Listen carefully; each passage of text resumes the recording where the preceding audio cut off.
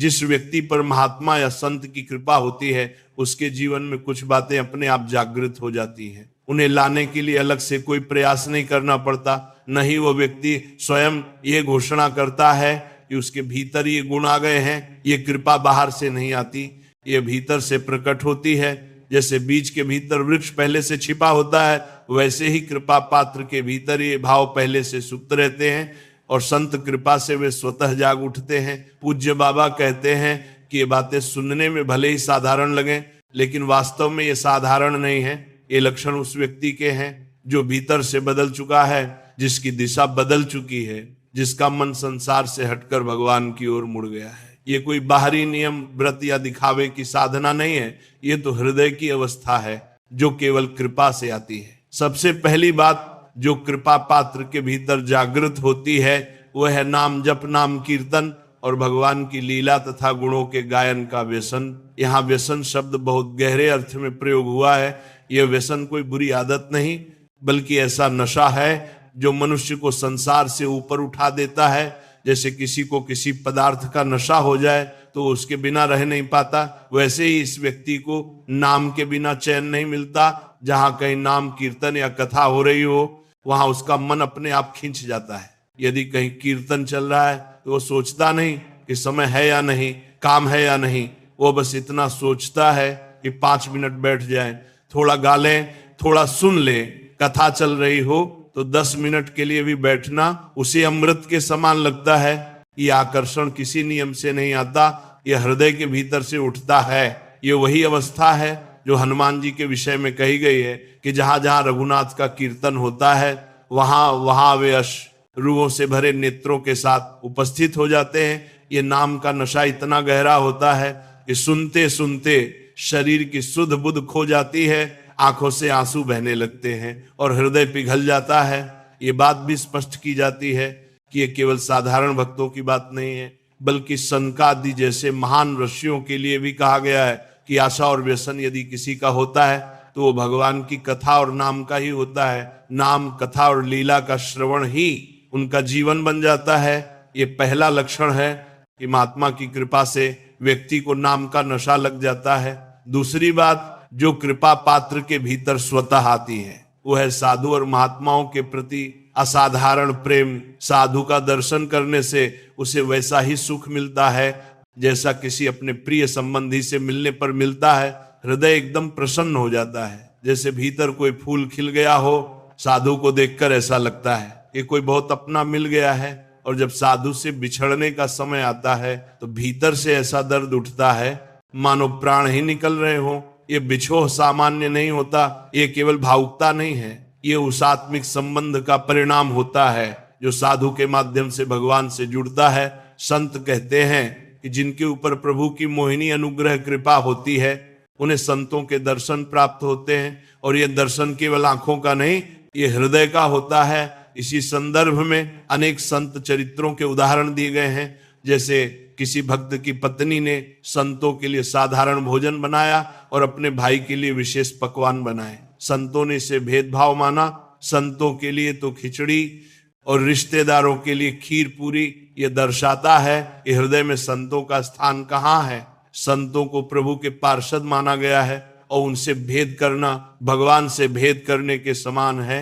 हरिराम विद्वान के तोर में विधि, विद्वान है वो दी तोर मान मान होड मान मान होड मान वोड मान मान होड मान होड मान मान होड मान वोड मान होड मान वोड मान वोड मान मान वोड मान वोड मान वोड मान वोड मान वोड मान वोड मान वोड मान वोड मान वोड मान वोड मान वोड मान वोड मान वोड। यास जी के प्रसंग में ये और भी स्पष्ट होता है, जहां दूध में मलाई गिरने की बात को भी संतों के प्रति भेद का प्रतीक मान लिया गया। यहाँ यह दिखाया गया है कि संत कृपा पात्र के जीवन में संत इतने प्रिय हो जाते हैं कि उनसे किसी भी प्रकार का भेद असहनीय हो जाता है।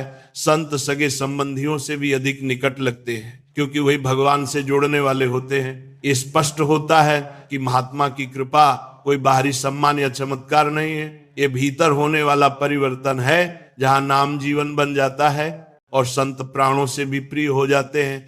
व्यक्ति का झुकाव संसार से हटकर स्वतः भगवान और उनके भक्तों की ओर हो जाता है, और ये सब बिना किसी दिखावे या प्रयास के घटित होता है। महात्मा की कृपा से युक्त व्यक्ति के जीवन में आगे जो परिवर्तन दिखाई देता है वो ये है कि उसके भीतर संसार की साधारण प्रवृत्तियां धीरे धीरे शिथिल पड़ने लगती हैं। ये परिवर्तन किसी दबाव से नहीं आता, नहीं वो व्यक्ति ये निर्णय लेता है कि अब मैं ऐसा करूंगा या ऐसा नहीं करूंगा। भीतर से ही एक स्वाभाविक रुचि उत्पन्न हो जाती है। संसार की चर्चा जो पहले मन को आकर्षित करती थी अब बोझ लगने लगती है। दूसरों के विषय में बोलना, इधर उधर की बातें करना, समय काटने के लिए संवाद करना, ये सब बातें अब उसे निरर्थक प्रतीत होने लगती हैं। ये अरुचि कठोरता नहीं है। ऐसा नहीं कि वो व्यक्ति बोलना ही छोड़ देता है या लोगों से कट जाता है। वो बोलता है, व्यवहार करता है, लेकिन उसके शब्दों में अब संसार का रस नहीं होता। उसके भीतर ये स्पष्टता आ जाती है कि जिस मार्ग पर वो चल पड़ा है वहां ये चर्चाएं बाधा है। जैसे कोई यात्री यदि जान ले कि ये रास्ता उसे गंतव्य से दूर ले जा रहा है तो वो उस रास्ते पर आगे बढ़ने की चर्चा भी नहीं करता। वैसे ही कृपा पात्र संसार की चर्चाओं से स्वाभाविक रूप से दूर हो जाता है। इसके साथ ही एक और बहुत गहरा परिवर्तन घटित होता है। वो किसी की निंदा न तो कर सकता है और न ही सुन सकता है। निंदा सुनते ही उसका मन भीतर से सिकुड़ जाता है। उसे लगता है कि ये विष के समान है। जैसे कोई विष को जानते बूझते ग्रहण नहीं करता, वैसे ही वह निंदा को स्वीकार नहीं करता। पहले जहां लोग बैठकर दूसरों के दोष खोजते थे वहां अब उसका मन नहीं टिकता। वो या तो वहां से हट जाता है या विषय बदल देता है या मौन हो जाता है। ये निंदा से दूरी किसी नैतिक उपदेश का परिणाम नहीं है, ये किसी नियम का पालन नहीं है, ये हृदय की संवेदना है। उसे भीतर से अनुभव होता है कि किसी की निंदा करने से उसका अपना हृदय अशुद्ध होता है। वो समझ जाता है कि दूसरे का दोष देखने से पहले अपने दोष देखना आवश्यक है। महात्मा की कृपा से यह विवेक जागृत हो जाता है कि हर जीव अपने अपने संस्कारों और कर्मों के अनुसार चल रहा है और उस पर टिप्पणी करने का अधिकार मुझे नहीं है। इसी क्रम में अगला भाव यह प्रकट होता है कि वह व्यक्ति स्वयं किसी प्रकार का मान सम्मान स्वीकार नहीं करता। यदि कोई उसे प्रणाम करता है, उसकी प्रशंसा करता है, उसका आदर करता है तो भीतर से असहज हो जाता है। वो उस सम्मान को अपने लिए नहीं मानता। वो जानता है कि जो कुछ भी है वो महात्मा और भगवान की कृपा से है, इसलिए वो स्वयं अमान्य होकर रहता है, लेकिन दूसरों को भरपूर सम्मान देता है। ये अवस्था बहुत सूक्ष्म है। संसार में सामान्यतः ये देखा जाता है कि जो व्यक्ति थोड़ा आगे बढ़ता है उसे मान की भूख लग जाती है, लेकिन कृपा पात्र के भीतर इसका उल्टा होता है। जैसे जैसे वो आगे बढ़ता है वैसे वैसे उसका अहंकार गलता जाता है। वह दूसरों को सम्मान देने में आनंद अनुभव करता है और स्वयं सम्मान से दूर भागता है। ये उसका स्वभाव बन जाता है। इसके साथ ही एक और महत्वपूर्ण बात जुड़ी होती है। वो किसी का चित्त दुखाने वाली कोई बात नहीं करता। उसके शब्दों में ऐसी कोमलता आ जाती है कि वो बोलते समय ध्यान नहीं रखता कि मैं सही हूं या गलत, बल्कि ये देखता है कि सामने वाले का हृदय आहत न हो। और यदि कोई उसके साथ ऐसा व्यवहार कर भी ले जिससे सामान्य व्यक्ति दुखी हो जाए तो भी उसका चित्त दुखित नहीं होता। ये सहनशीलता कमजोरी नहीं है बल्कि भीतर की स्थिरता है। ये स्थिति इसलिए आती है क्योंकि उसका मन अब अपने अहम पर आधारित नहीं रहता। उसे बार बार ये सिद्ध करने की आवश्यकता नहीं रहती कि मैं सही हूं, मैं बड़ा हूं, मेरा अपमान हुआ है। वह जानता है कि जो कुछ हो रहा है वो भगवान की इच्छा और कर्मों का फल है। इस समझ के कारण उसके भीतर एक गहरी शांति बनी रहती है। महात्मा की कृपा का अगला गहरा लक्षण यह है कि यदि उस व्यक्ति को कोई पद, उपाधि या प्रतिष्ठा दी जाए तो वो उसे विष्ठा के समान त्याग देता है। यहाँ शब्द कठोर प्रतीत हो सकता है, लेकिन इसका भाव अत्यंत गहरा है। विष्ठा त्यागने के बाद कोई व्यक्ति ये स्मरण नहीं रखता कि मैंने इसे त्याग दिया है। उसी प्रकार कृपा पात्र प्रतिष्ठा का त्याग करता है और उसके मन में ये स्मृति भी नहीं रहती कि मैंने कोई बड़ा त्याग किया है। यहाँ यह भी स्पष्ट किया गया है कि केवल वस्तु का त्याग पर्याप्त नहीं है। वस्तु के त्याग का अभिमान उससे भी अधिक खतरनाक होता है। यदि किसी ने पद, सम्मान या संपत्ति छोड़ दी और भीतर गर्व कर लिया कि मैंने बहुत बड़ा त्याग किया है, तो वह त्याग नहीं रहा बल्कि नए अहंकार का निर्माण कर रहा है। इसीलिए महापुरुषों ने त्याग के 3 प्रकार बताए हैं: विष के समान त्याग, वमन के समान त्याग और मल के समान त्याग। इनमें सबसे श्रेष्ठ मल के समान त्याग है, जिसमें त्याग की स्मृति भी शेष नहीं रहती। महात्मा की कृपा से युक्त व्यक्ति में यही अवस्था प्रकट है। होती है, वो पद, प्रतिष्ठा, भोग और संपत्ति को इस प्रकार छोड़ देता है कि उनके प्रति न आकर्षण रहता है, न त्याग का गर्व। उसके लिए ये सब बातें निरर्थक हो जाती हैं।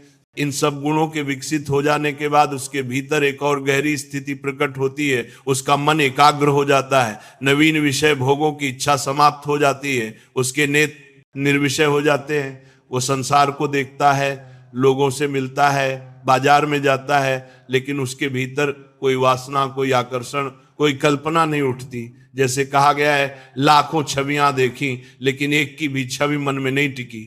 ये स्थिति किसी जबरदस्ती से नहीं आती, ये मन के शुद्ध हो जाने का परिणाम है। जब भीतर आसक्ति समाप्त हो जाती है तो बाहर का दृश्य मन को बांध नहीं पाता। ऐसा व्यक्ति एकांत में जाकर भी किसी व्यक्ति या विषय का चिंतन नहीं करता, उसका मन भीतर से शांत और स्थिर रहता है।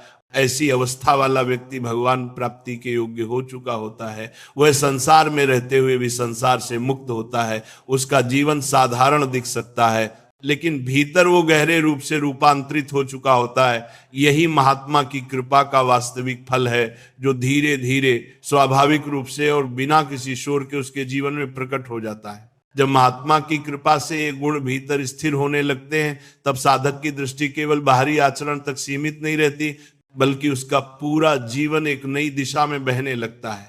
अब उसकी साधना केवल बैठकर जप करने या कथा सुनने तक सीमित नहीं रहती, बल्कि उसकी पूरी दिनचर्या, उसके विचार, उसकी स्मृति और उसका विस्मरण सब कुछ एक विशेष क्रम में ढलने लगता है। यहां से साधना और जीवन अलग अलग नहीं रहते, बल्कि जीवन ही साधना बन जाता है। इस अवस्था में व्यक्ति के भीतर एक गहरी एकाग्रता जन्म लेती है।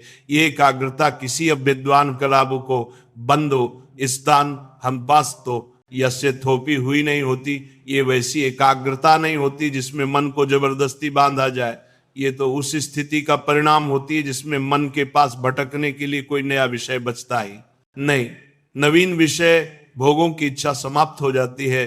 जो पहले आकर्षण लगता था, अब उसमें कोई स्वाद नहीं बचता। ऐसा नहीं कि संसार बदल गया है, बल्कि देखने वाला बदल गया है। उसकी आंखें अब संसार को पहले की तरह नहीं देखती। वो बाजार में जाता है, भीड़ में चलता है, हजारों चेहरों को देखता है, लेकिन उसके भीतर कोई छवि टिकती नहीं। पहले किसी एक आकृति को देखकर मन में कल्पनाएं उठती थी, स्मृति बनती थी, वासना जन्म लेती थी। अब आंखें केवल देखती हैं, पकड़ती नहीं। देखने और बांधने के बीच का जो अंतर है वह इस अवस्था में स्पष्ट हो जाता है। नेत्र निर्विषय हो जाते हैं। इसका अर्थ ये नहीं कि आंखें बंद हो गई, बल्कि ये कि आंखों का विषय मन में प्रवेश नहीं करता। ऐसा व्यक्ति लाखों लोगों से मिल सकता है, पूरे नगर में घूम सकता है, फिर भी उसके भीतर कोई हलचल नहीं होती। उसके मन में किसी के प्रति ना आकर्षण उठता है, न विकर्षण। ये स्थिति बड़ी कठिन प्रतीत होती है, लेकिन महात्मा की कृपा से ये सहज हो जाती है। क्योंकि जब मन को एक रस मिल जाता है तो फीके रसों की ओर नहीं दौड़ता। यहाँ यह भी स्पष्ट किया गया है कि ऐसे व्यक्ति का मन एकांत में जाकर भी किसी व्यक्ति का चिंतन नहीं करता। सामान्यतः ये देखा जाता है कि जब मनुष्य अकेला होता है तब उसकी स्मृति जागृत हो जाती है। वह जिनसे मिला, जिन बातों में उलझा, वही सब भीतर चलने लगता है। लेकिन कृपा पात्र के साथ ऐसा नहीं होता। उसका एकांत भी शुद्ध होता है। उसके एकांत में भी केवल वही स्मरण रहता है जो उसे ऊपर उठाता है। इसी अवस्था को भगवान प्राप्ति की योग्यता कहा गया है। यहाँ योग्यता का अर्थ कोई पदवी या प्रमाण नहीं है। इसका अर्थ यह है कि अब साधक के भीतर संसार के बंधन उसे रोकने की शक्ति नहीं रखते। वह संसार में है, लेकिन संसार उसके भीतर नहीं है। यह स्थिति धीरे धीरे आती है और महात्मा की कृपा से स्थिर होती है। इसके बाद वाणी पुनः उन 8 बातों को स्मरण कराने लगती है, ताकि साधक अपने जीवन में बार बार उन्हें देख सके। नाम जप, नाम कीर्तन और भगवान की लीला का व्यसन, ये ऐसा होना चाहिए कि जैसे गरीब व्यक्ति एक एक क्षण मेहनत करके धन कमाता है, वैसे ही साधक हर क्षण नाम कमाने में लगा रहे। यहाँ नाम को धन के समान बताया गया है, क्योंकि दोनों ही जीवन का सहारा होते हैं। फर्क इतना है कि धन संसार का सहारा है और नाम आत्मा का। भगवान की लीला और गुणों का श्रवण भी केवल कानों से सुनना नहीं है। कहा गया है कि जिनके श्रवण समुद्र के समान होते हैं, उनमें कथा निरंतर भरती रहती और फिर भी पूरी नहीं होती। इसका अर्थ यह है कि कथा जितनी सुनो उतनी ही प्यास बढ़ती जाती है। ये श्रवण मन को तृप्त नहीं करता, बल्कि मन को और अधिक भगवान की ओर मोड़ देता है। इसके साथ ही साधु और महात्मा का प्राणों के समान प्रिय लगना भी बार बार स्मरण कराया गया है। ये प्रेम किसी औपचारिक आदर से बहुत ऊपर है। ये ऐसा संबंध है जिसमें साधु के बिना जीवन अधूरा लगता है। साधु का स्मरण करते ही हृदय में भक्ति जाग उठती है और उनके बिना सब सूना लगता है। इसके बाद सांसारिक चर्चा के प्रति अरुचि और निंदा से पूर्ण दूरी को फिर से दृढ़ किया गया है। ये इसलिए दोहराया गया है क्योंकि साधना के मार्ग में ये दोनों बातें सबसे अधिक सूक्ष्म रूप से साधक को गिरा सकती हैं। व्यक्ति सोचता है कि मैं तो केवल सुन रहा हूं, बोल नहीं रहा, लेकिन सुनना भी उतना ही हानिकारक है। इसलिए कृपा पात्र न बोलता है, बोल काम न सुनता है। स्वयं अमानी रहकर दूसरों को मान देना भी इस अवस्था का अनिवार्य अंग बन जाता है। मान को विष कहा गया है क्योंकि ये धीरे धीरे भीतर फैलता है और साधना को नष्ट कर देता है। इसीलिए साधक न केवल मान से बचता है, बल्कि यदि कोई मान देना भी चाहे तो उसे अपने ऊपर लेने से बचता है। किसी का चित्त न दुखे, ये भाव अब केवल नैतिकता नहीं रह जाता, बल्कि उसकी स्वाभाविक वृत्ति बन जाती है। उसके शब्दों, उसकी दृष्टि, उसके व्यवहार सब में एक करुणा झलकती है। और यदि कोई उसे दुख पहुंचाने का प्रयास भी करे तो वो उसे भी अपनी साधना का भाग मान लेता है। उसका चित्त वहां भी स्थिर रहता है। अपनी प्रतिष्ठा को विष्ठा के समान त्याग देना, ये बात बार बार इसलिए कही गई है क्योंकि यही सबसे कठिन त्याग है। भोगों का त्याग, धन का त्याग, यहाँ तक कि संबंधों का त्याग भी व्यक्ति कर लेता है, लेकिन प्रतिष्ठा का त्याग बहुत दुर्लभ होता है। इसीलिए इसे सबसे कठोर शब्दों में समझाया गया है। इन रिक्त संबंधों का त्याग बचता है ताकि साधक इसके प्रति सजग रहे। इन सब के बाद जीवन में एक और आधार दिया गया है, पावन चरित्र। कहा गया है कि यदि चरित्र चला गया तो सब कुछ चला गया, चाहे ज्ञान हो, चाहे साधना हो, चाहे अनुभव हो। यदि चरित्र शुद्ध नहीं है तो उनका कोई मूल्य नहीं। इसी संदर्भ में काशी के जज स्वामी नामक महापुरुष का उदाहरण आता है, जहां अंतिम अवस्था में भी उन्होंने यही कहा कि जिसका चरित्र पावन है वही सब कुछ है। ये बात इसलिए महत्वपूर्ण है क्योंकि साधक अनेक जन्मों से फिसलता आ रहा है। अब ये अवसर है सुधार करने का। सत्संग केवल इसी सुधार के लिए होता है। सत्संग में जो वाणी मिलती है वो शास्त्रों का निचोड़ होती है। यहाँ साधक को दूध, दही, मथनी सब नहीं करनी पड़ती, सीधे घी मिल जाता है। यदि इस अवसर पर भी व्यक्ति पुष्ट नहीं हुआ तो फिर कहना कठिन है कि आगे क्या होगा। इसलिए बार बार आग्रह किया गया है कि अपने ऊपर कृपा करो। भगवान ने गीता हमारे लिए कही है, यदि हम उसे स्वीकार करते हैं तो यह मुरुमात आनो हम भगवान पर ही कृपा कर रहे हैं। जैसे बच्चा दूध पी ले तो माँ को संतोष होता है, गुरु की बात मान लेने से गुरु निश्चिंत हो जाता है कि शिष्य सही मार्ग पर है। यहाँ साधक से बार बार कहा गया है कि अपनी दिनचर्या को भगवान मान लो, दिनचर्या में त्रुटि मत होने दो। दिनचर्या में बहुत बड़ी सामर्थ्य होती है। महापुरुषों के जीवन में उनकी दिनचर्या ही उनकी शक्ति रही है। चाहे बुखार हो, चाहे कठिनाई, दिनचर्या टूटनी नहीं चाहिए, क्योंकि दिनचर्या टूटते ही साधना में छेद हो जाता है। अंत में ये भाव प्रकट होता है कि ये सब केवल नियमों का पालन नहीं है, ये प्रिय प्रीतम से मिलने की तैयारी है। चाहे मिलन हो या न हो, तड़प आ जानी चाहिए, पुकार आ जानी चाहिए। यदि भगवान हमें यह सानिध्य दे रहे हैं तो इसका अर्थ यही है कि वे स्वयं मिलने के लिए व्याकुल हैं। गुरु माँ के समान हमें स्नान कराकर, सजा संवार कर प्रभु की गोद में बैठाने के लिए तैयार कर रहे हैं। यदि साधक इस प्रक्रिया से भागना चाहता है तो गुरु को कभी कभी कठोर भी होना पड़ता है, क्योंकि ये छोटी मंजिल नहीं है। ये संपूर्ण द्वैत से विस्मरण की साधना है। संसार के सारे संबंधों की ममता को एक ही स्थान पर समेत देना है। यही वो बिंदु है जहां साधना जीवन बन जाती है और जीवन साधना। महात्मा की कृपा से युक्त व्यक्ति के जीवन में अब वो अवस्था आती है जहां उसका संपूर्ण स्मरण केवल भगवान और उनके आराध्य रूप में केंद्रित हो जाता है। संसार का विस्मरण स्वाभाविक रूप से हो जाता है। पूरे विश्व के विषय, लाखों घटनाएं, न जाने कितने लोग, उनके संबंध, उनके कर्तव्य सब उसके हृदय से धुंधले हो जाते हैं। वह केवल वही याद करता है जिनसे उसका संबंध भगवान और साधु के माध्यम से जुड़ा होता है। बाकी सब उसकी स्मृति में नहीं रहते।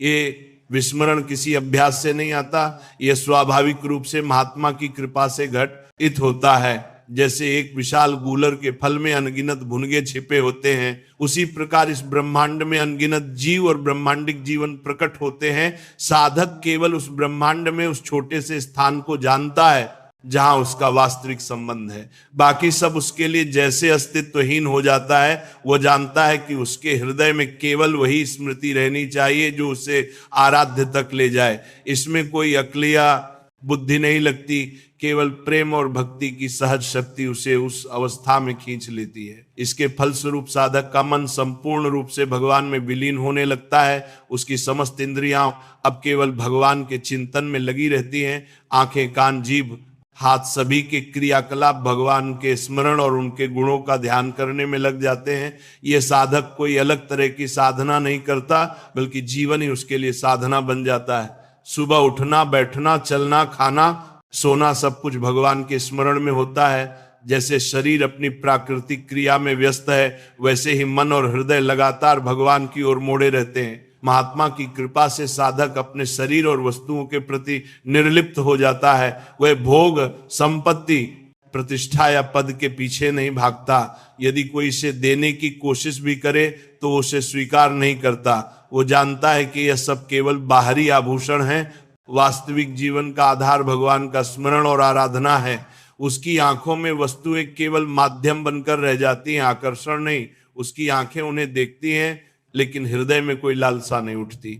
इस अवस्था में साधक का हृदय साधु और महात्मा के प्रति अत्यंत प्रेमपूर्ण और तल्लीन हो जाता है। साधु का दर्शन उसे अपने सगे संबंधियों से भी अधिक प्रिय लगता है।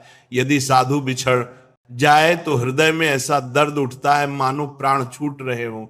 यह केवल सप्तम को भेटने पड़ती तो सप्तम को देने वाला प्राण छूट रहे हो। नेह नहीं है बल्कि आध्यात्मिक प्रेम है।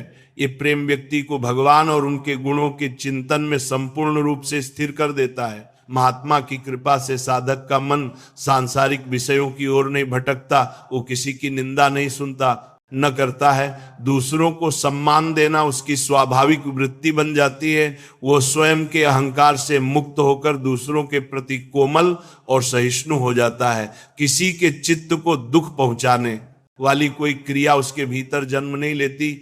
अगर कोई उसके हृदय को दुख पहुंचाने का प्रयास करता है तब भी उसका मन स्थिर रहता है। साधक की ये स्थिति केवल बाहरी नियमों का पालन नहीं है, ये उसके भीतर से जन्मी स्थिरता है। उसे पद, प्रतिष्ठा, उपाधि या सम्मान देने की आवश्यकता नहीं रहती। यदि कोई इसे देने की कोशिश करता है तो विष्ठा के समान त्याग कर देता है। त्याग के बाद उसे यह स्मरण भी नहीं रहता कि उसने त्याग किया।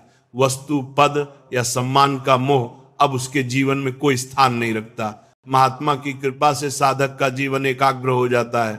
उसकी इच्छा, आसक्ति, लालसा सब समाप्त हो जाती है। नवीन विषय भोगों की ओर मन नहीं जाता। वह लाखों वस्तुएं देखता है, लाखों लोगों से मिलता है, लेकिन उसके हृदय में कोई झलक नहीं बचती।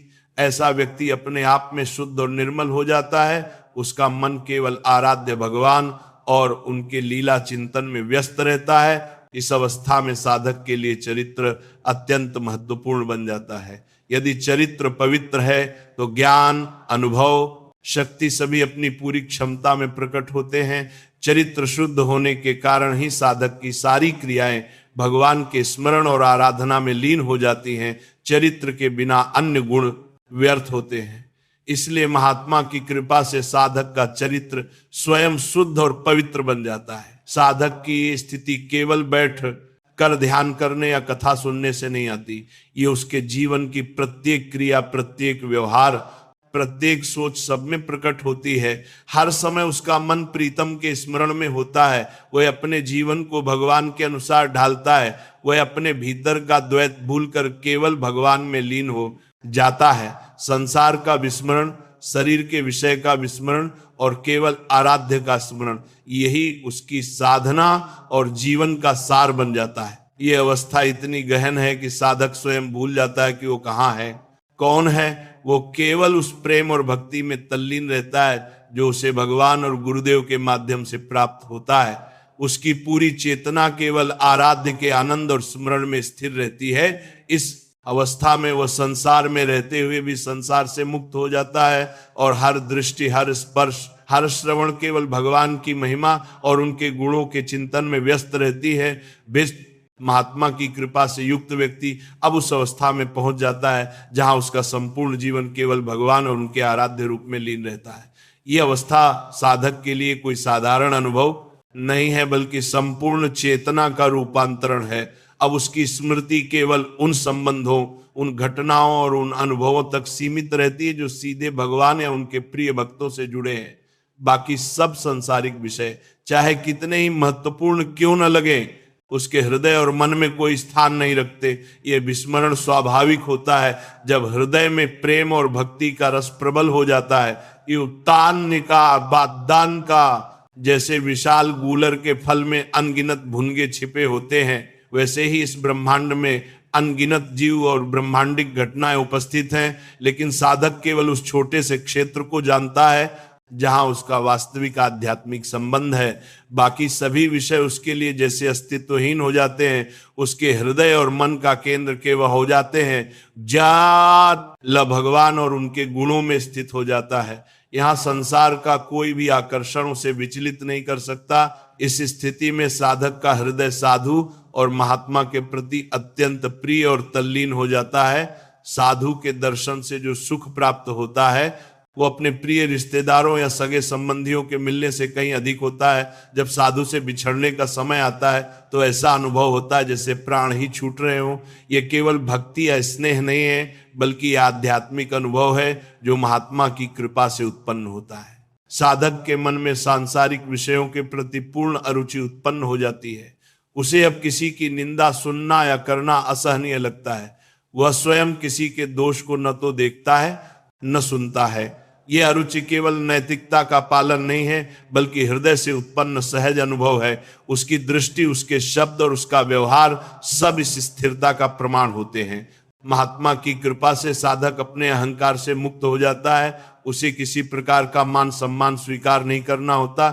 यदि कोई उसे प्रणाम करता है, उसकी प्रशंसा करता है, आदर देता है, तो वह उसे अपने लिए स्वीकार नहीं करता। इसके विपरीत वह स्वयं अमानी होकर दूसरों को सम्मान देता है। यह केवल बाहरी आचरण नहीं है, बल्कि हृदय की स्थिरता और सहजता है। साधक अब किसी का चित्त दुखाने वाली कोई क्रिया नहीं करता। यदि कोई व्यक्ति उसकी ओर से दुखी हो जाए, तब भी उसके चित्त में कोई असंतोष नहीं उठता। उसका मन अब स्थिर है और वो जानता है कि जो कुछ भी घटित होता है वह सभी के कर्मों और भगवान की इच्छा का परिणाम है। इसलिए वह न केवल किसी को दुख नहीं पहुंचाता, बल्कि दूसरों द्वारा दुख पहुंचाए जाने पर भी उसका मन शांत रहता है। साधक की यह अवस्था केवल बाहरी वस्तुओं के त्याग तक सीमित नहीं रहती।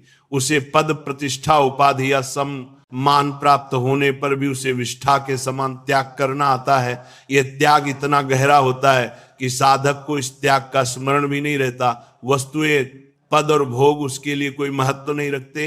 यह त्याग केवल भौतिक नहीं है, बल्कि हृदय और मन का पूर्ण त्याग है। महात्मा की कृपा से साधक का मन पूर्ण रूप से एकाग्र हो जाता है। उसे किसी नवीन विषय भोग की इच्छा नहीं रहती। वह लाखों वस्तुओं, लाखों लोगों और लाखों घटनाओं को देख सकता है, फिर भी उसके हृदय में कोई आकांक्षा या लालसा नहीं उठती। उसकी दृष्टि केवल भगवान और उनके आराध्य रूप पर केंद्रित रहती है। यह स्थिति किसी अभ्यास या ज्ञान से नहीं आती, बल्कि महात्मा की कृपा से स्वाभाविक रूप से उत्पन्न होती है। साधक का चरित्र पूर्ण रूप से पवित्र हो जाता है। चरित्र की पवित्रता उसके जीवन में स्थायित्व, संतुलन और शक्ति का आधार बनती है। चरित्र के शुद्ध होने से उसके शब्द, दृष्टि, विचार और क्रियाएं सब भगवान के स्मरण और गुण चिंतन में लीन हो जाती हैं। चरित्र के बिना साधक का ज्ञान, अनुभव या साधना अधूरी रह जाती है।